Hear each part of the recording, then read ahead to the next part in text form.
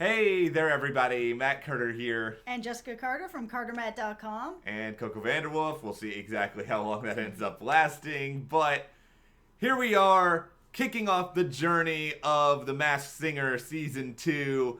We hope that we can be your guides to making incredibly bad answers over the course of the next couple of months as to who these people are. I think this is going to be fun. I hope that it'll be interactive. I hope you guys will share with us your guesses in the comments as we go along. Ultimately, though, I think we can all agree it's not about who's under those masks. It's about the friends we make along the way. Oh no, it's who's behind the mask. It's the friends. It's the okay. See, this is my thing. I have a renewed philosophy on The Masked Singer entering season 2. Okay, let's hear it. I am going to duck and cover from Twitter as much as I can during this season. Yeah. Because I remember watching the premiere. And basically, Twitter just, ruined half of who everyone was for me almost right away because of just, groupthink and consensus and all that sort of stuff. And that's not to say that I wouldn't have figured out that Donny Osmond was the peacock anyway, because it's Donny stinking Osmond. Yes, and he's a showman, and it felt like him. Yeah, but I want there to be some mystery, some mystique, which may mean that there are a couple of situations in these videos where I will say something incredibly dumb, and then everyone will be like, are you not on the internet? Are you not seeing what these other people are saying? Absolutely. So here's the statement. Matt is not going to be on the internet looking at this stuff. Me, on the other hand, I will be on the internet. I loved live tweeting about it last night with everybody.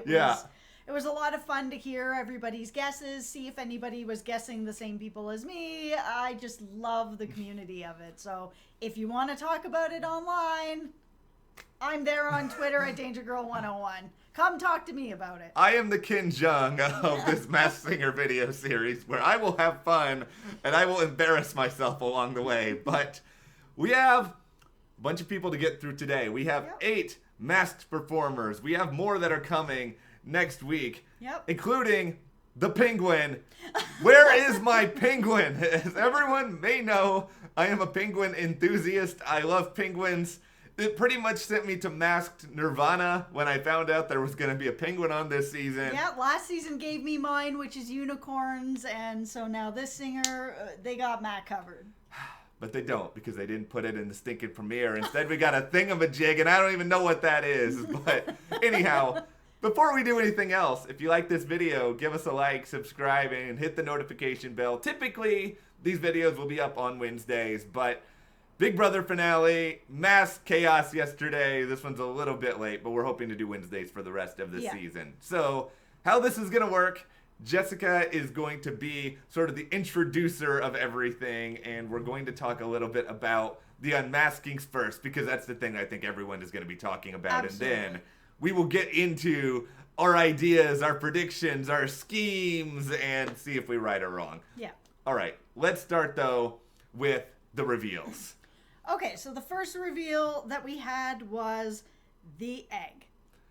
So for me, I was convinced that the egg was Carrot Top. And I was convinced before the show, I was convinced during the show, I was convinced all the way until he took off his mask. Now, I understand that Carrot Top's a bit of a more what's the word, swole that the kids are using. I have taught her swole. Yeah. You're welcome, America and the rest of the world. I'm too old to be using that word. Buff. We'll use that word from my day. Buff. He's a little bit too buff for that costume, but I thought maybe it's hard to really gauge the costumes of just where they sit on people, people's real heights, people's real body types. It's very hard to figure any of that out, which is on purpose, obviously. Mm-hmm. But because of the clues, he's a guy that said a lot of puns, like Carrot Top. They showed a stage that looked like a comedian doing stand-up, like Carrot Top. They said he's the top of the pyramid. Carrot Top's been performing at the Luxor Pyramid Hotel for the past, 8 or 9 years, forever. I was convinced. Even when I heard him singing, I thought, yeah, it's possible that he knows how to be able to carry a tune. He's a performer, has been a long time. I still feel like it's Carrot Top. Come on. No, Johnny was really great. We are already doing denial. We are only one episode into this season. You can't claim that it's still Carrot Top. I feel that I just did. Okay, well, that is me like lightly tooting a horn because this will be my one discovery. I'm not going to take credit at all for the second reveal because I feel like if you were on the internet and you were probably, I don't know, a millennial, you could have guessed the other one in easily. But this one could have been tricky. The only reason I really kind of landed on Johnny Weir is they showed a snow globe. So it was like, okay, some sort of snow. They showed us skating. They showed fashion. And Johnny Weir is really big in on his fashion. And he said he's going for the gold. So I was like, okay, he's probably an Olympian. I could have made the case for Adam Rippon. I know they suggested him as well. Another sort of Olympian in that sort of vein. But it made sense. I didn't know Johnny Weir could sing. I mean, he's not going to win a Grammy for his voice, but he had a good time. That's all I ask. He did, yeah. I feel like the whole test is, can you sing better than me? And if you can sing better than me, you deserve to be on The Masked Singer. I feel like you can carry a tune. Me, on the other hand, you'll never see me on a show trying to sing. Well, if they gave me a really cool mask and paid me a lot of money, I would be on The Masked Singer. Just laying that out there. All right, do we want to talk about the other reveal? Absolutely. So we're going to talk about the ice cream, and I was excited at the beginning of the season when they were trying to say that the clues were going to be so much harder and you're going to have a much harder time guessing. And then they spelled out that the ice cream was ninja in every single way that they possibly could spell it out. Yep. They have sort of a young person who's has an unconventional job, which everybody says, about YouTubers and streamers. A cough. What? That's just coughing because YouTubers. Oh yes, YouTubers. Okay. He's shooting money and covered in money, worth lots of money. Ninja just signed a massive deal this summer for $100 million over at Mixer, left Twitch, so much money. Then he's holding up a gamer mask or headphones with the microphone, which, we know pretty well because we're gamers too. And then he's doing karate. I was like, okay, how much more can they spell out that this is who this kid is? It's absolutely him. Then he started singing, which was more of a talking kind of song. I'm like, oh my God, it sounds just like him. All the backup dancers are doing his victory dance when he's doing a victory dance on the street. It was just spelled out.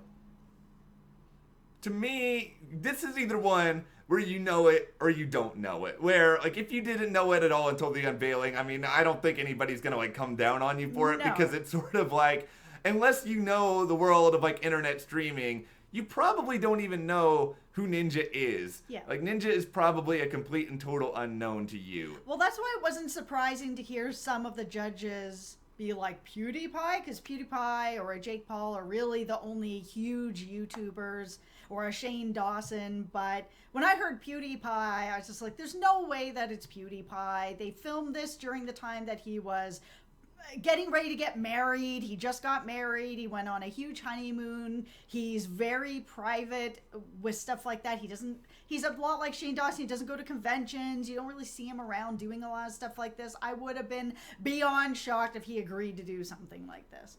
But it would have been fun. It would have been fun. But he did not have the time to do that this summer. There's just no way. No, it's cool that they're doing stuff like YouTubers and all this. It's totally the Masked Singer doing almost their how do you do fellow kids moment where they're like, look, we're relatable. We know what the young folks are into these days. It was really interesting to see a YouTuber on a mainstream show like this. There's been a real big divide between, are YouTubers really celebrities or holding an audience, and people who are actors and on TV and on reality shows. It was interesting to see that bridged really for the first time.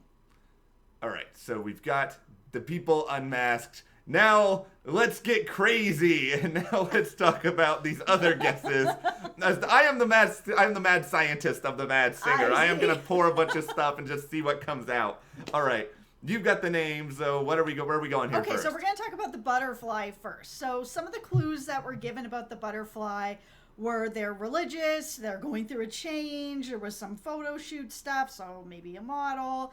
There was London mentioned, taking back the power. This person has a lot of soul. They feel very legendary. I had a guess just from all these clues that it was Shirley Bassey, but then I heard the voice, and now I just don't know. I mean, I'm gonna stick with Shirley, but because it makes sense for all of that. She sang in a choir when she was younger. She's English. She's got a powerful voice, but Shirley Bassey, maybe the voice. I don't know. Okay, here's the answer, everyone. Actually, no, this is really wrong. I already know that this is wrong. It can't be more wrong than Shirley Bassey. The thing is that there are some people I feel reasonably confident about. There are some I do not feel confident about at all. I do not feel confident about the butterfly. The only thing that I really have here is Rita Ora, which I know is not correct because I don't know anything about Rita Ora's faith relationship. I mean, I know that she's popular in Britain, so I guess there's that tie-in. I know that, she is a singer. She's got a good voice. I mean, she could do a song like this. And I also know that she has a little bit of a background in modeling, and she's hosted a version of Top Model before. So that kind of bled into that clue. I still don't really have that much of an idea here one way or another, if I'm being totally honest. No, that was one that really tripped me up. Yeah, this is the shrug of the week, everyone, where we will have our hands up in the air and being clueless. Where are we going now? Okay, we're going to go into the Thingamajig now. So what do you think? Who do you think is a Thingamajig? Okay. I like the Thingamajig's outfit. I feel like I could get down with the Thingamajig. Like, I wanted to wear I wanted to be the monster costume for Halloween. Me and the Thingamajig, we could go around, hit the streets, have a good time together, scare people, be like, ah! All right. But in terms of vocally, because this isn't about me and my Halloween dreams, I thought for sure when I heard the preview performance, because they put something out in advance, it actually wasn't from this episode, so spoiler alert, it was kind of clear from the start that Thingamajig wasn't going home this week, but I thought it was Wayne Brady. I still think that it's Wayne Brady. I don't know if it's Wayne Brady anymore. Like, I am already talking myself out of Wayne Brady, even though I have heard Wayne Brady sing approximately 2 million times, because Whose Line Is It Anyway was my favorite show when I was a teenager. Me too, and I've heard him a million times, and I'm completely convinced that it's him. It sounds exactly like him. I know the judges were all like, oh, he's really tall. He's got to be a basketball player. And Nick Cannon is 6 feet tall. Wayne Brady is 6 feet tall or a little bit taller than that. And you couldn't see his feet. So everybody out there, it's like, oh, that guy's like 10 feet tall. He had the paws on the bottoms of his shoes, so you couldn't actually see how tall he was if he was wearing platforms. He's got the giant head that's very tall and lean, so I think it's kind of, you just don't know. Wayne Brady, that's my guess. I'm still on that train. LeBron James. I'm kidding. I think it might. Okay, You're on that train by yourself. I am on that train. No, I tried to really put some thought into this because I was like, okay, what if it is an athlete? They showed a lot of stuff with like sneakers and like the clues didn't make me think it was Wayne Brady. And it's like the Johnny Weir clues felt like they were really pointing towards Johnny Weir. Carrot Top. See, now, like, that's the thing. The ninja clues, they pointed to that.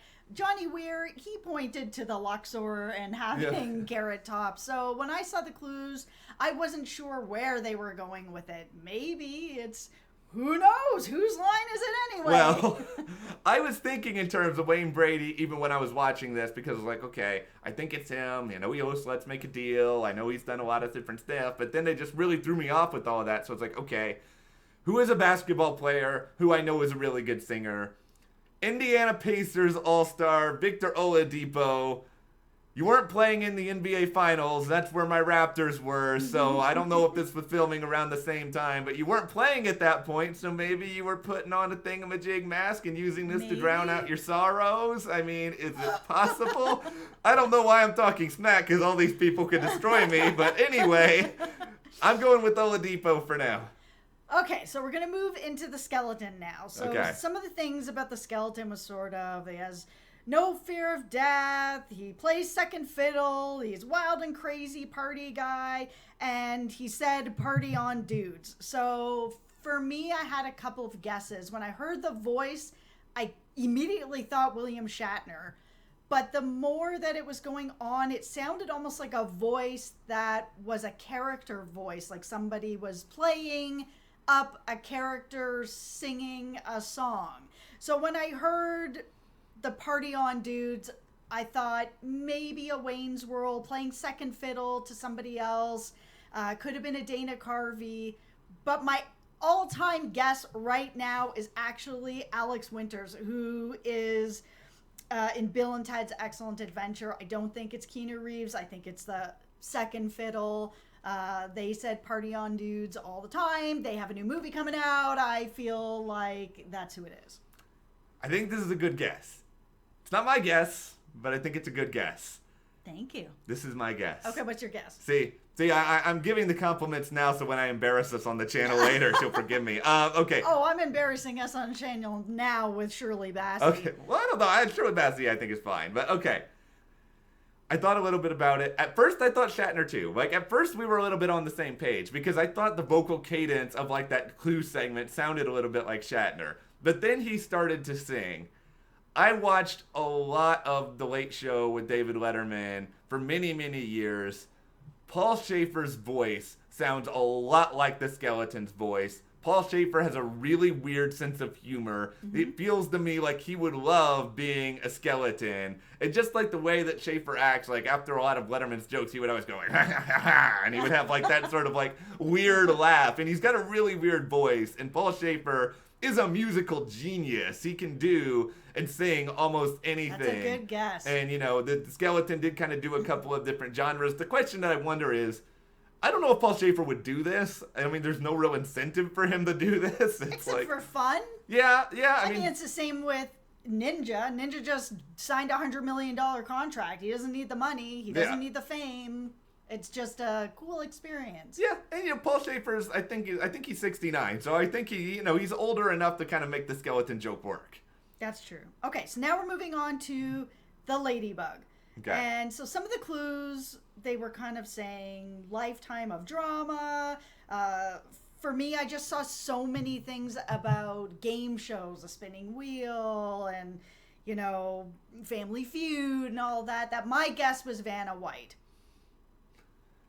I don't have a good guess. Like, I will start with that. I do not have a good guess. I don't know that I have a good guess. I've never known if Vanna White can sing or not sing. There was just so many clues that were around game shows, and she's such a famous game show personality. It just felt like it could work. Well, the two of us, I think we went totally different directions with the clue, which is kind of interesting because she focused a lot on the game show part of it. Yeah. I focused a lot on the idea that she's grown up in show business, that it seems like she's had a lot of just a difficult time being in the spotlight, and she appreciated the anonymity of this. Mm-hmm. So I started to think, and this is me going really crazy, could it be Kelly Osbourne? Okay, I know she's British, and I know she's got an accent, but they said on the show, you can throw your accent to make yourself sound Southern. Yeah. Maybe she's doing that. We know that she can sing. We know that she's dealt with a lot of family drama over the years. She was on the Osbournes. She's got a little bit of a reality TV history. She was on Dancing with the Stars. Yeah.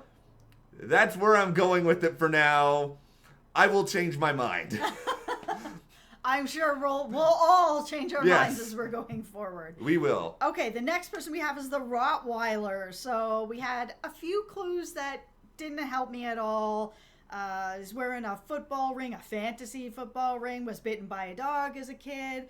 None of these clues helped me even a little bit. At first, before I heard him sing, I kind of thought, wouldn't it be fun if this was Bow Wow? Because he's a dog and he's young and hip and all that. But when I heard him sing, the only person I got stuck in my head was Joey Lawrence, and I couldn't think of anything else through the rest of it. I'm stuck on that this is Joey Lawrence. Well, for everyone out there who saw Celebrity Big Brother 2, we can all agree Joey Lawrence would not have been a Masked Singer. He would have just came out as Batman, because that is all Joey Lawrence wants to do for the rest of his life, apparently. But don't we all? Yeah, truly. Don't we all? Okay, I'm sorry. I had to do it once. All right, so Bow Wow, I'm glad you are going to the Matt Carter School of Puns now.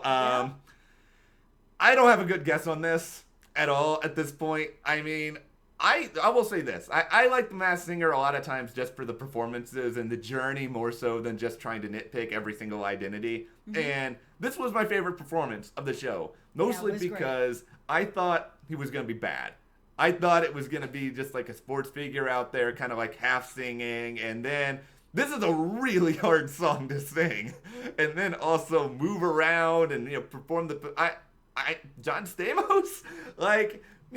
he's performed a lot with, I believe, the Beach Boys, and he's got, like, some history being up on stage. I mean, the voice kind of sounded like it could be him. I mean, John Stamos has a relationship with Fox on some level.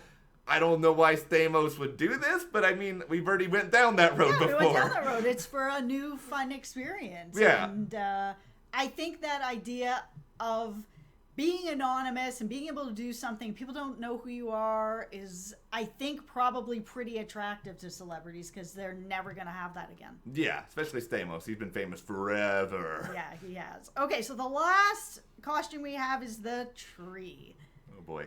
Okay, so some of the clues we got for the tree. The costume's based on sort of a feel from the 50s with the hula hoops. That's what Nick Cannon was explaining. They had the TV that looked like it was a bit of an older TV. They talked about a chef. They also said that only once a year they get attention. That part made it harder for me to figure out who it was. I felt at first with the rest of the clues that this was Martha Stewart and that this is something that she would do. Yeah, she totally would do it. Yeah, she's got that feel about it, celebrity chef, a little bit older, which would fit some of these other clues. Yeah. But once a year and then it kind of packed away, I don't know. What do you got for me, Matt?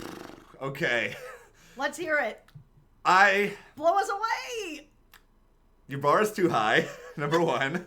Number two, I know I put on the tinfoil hat a lot. I'm going to put on the detective hat now. Okay, here we go. Here's what I did. I was like, okay, this person seems to be known for like one thing a year. Like they kept talking about how they're like known for one. So I was like, okay. They also do a lot of cooking. So I started to think, like, was there a like celebrity chef who's only known for like making Christmas cookies? I thought that too. Yeah, or something, but I couldn't think of anybody. No. So then I started to think, okay, like, because the judges kind of informed me with this. They were talking about the people who are famous for like a holiday movie or something. So then I was like, okay, Hallmark Channel movies.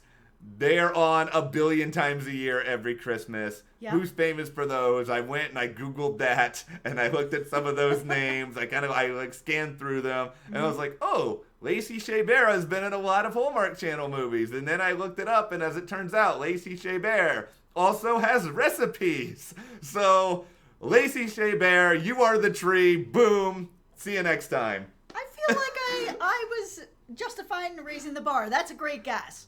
I don't actually know anything in terms of what Lacey Chabert can sound like as a singer or if she can sing. But that's the fun of the show, right? Finding out people can sing and... If Lacey Chabert is under this mask, it will be my greatest achievement in the history of reality. This will far surpass me making it to the final 3 of Beauty and the Geek. This will be it for me. I will just leave now while I'm on a high. I'm not right. You might be right. I know I'm not right, Martha Stewart, but that'd still be fun if it was her. Well, as we wrap this up, can I just say, I love this show. It's stupid, but it's fun. Don't my nitpick. Weren't the people in the audience wearing the masks the first season? Yeah. Why were they not wearing the mask? You're in the audience. You're on The Masked Singer. You get in the mood if you were actually there. I agree. I really liked that it was everybody's part of it. Yeah, I don't want to see some people out there just like, smiling with their normal grins. You need to be anonymous. That is the point. Well, I feel like that means that we're going to have masks too. You can't throw that out there. And we're talking about Masked Singer and we don't have masks. So stay tuned for that. It's almost Halloween, so I'm sure we'll be able to are you Clark Kenting this situation? This is my mask, everyone. You do not know who I am anymore. I can't even see the camera now. Okay. I want to know from you guys, what did you think about this episode? Give me your guesses, your predictions. If you know, don't spoil it. Let us all have a little bit of the fun. But, give me all that sort of stuff. And if you enjoyed this video, give us a like, subscribe, and you can support us further by checking that link in the description to the CARTERMATT store. And we'll see you here next time.